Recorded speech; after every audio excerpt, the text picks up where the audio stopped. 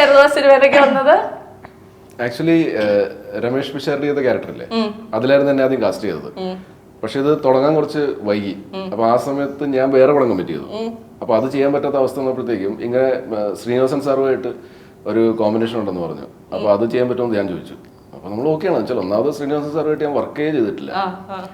അപ്പൊ അങ്ങനെ ആ ഒരു കോമ്പിനേഷൻ കിട്ടിയപ്പോഴത്തേക്ക് ആ ഒരു എക്സൈറ്റ്മെന്റിൽ ഒരു 1 ഡേ ഷൂട്ട് ഉണ്ടായിരുന്നുള്ളൂ. അങ്ങനെയാണ്. എനിക്ക് നമ്മൾ അഭിലാഷത്തെ കുറിച്ച് മറന്നു. അർജുൻ അശോകൻ ഞാൻ എന്നെ ഒഴിവാക്കിയതല്ല കേട്ടോ. അഭിലാഷം സിനിമയിലേക്ക് നിങ്ങളെ എത്തിച്ച ആ ഒരു കാര്യം എന്തായിരുന്നു?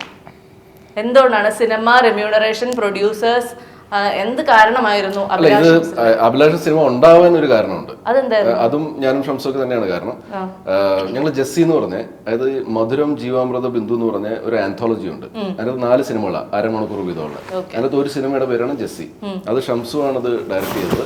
ജനിത് കാച്ചപ്പള്ളി എഴുതുന്നു, ക്യാമറാമാൻ സജത് കാക്കു, ശ്രീഹരി മ്യൂസിക്, എല്ലാം ഇതിൻ്റെ അകത്തുള്ളവർ തന്നെ. അപ്പൊ അതിൻ്റെ അകത്ത് ഞാൻ അഭിനയിച്ചത്.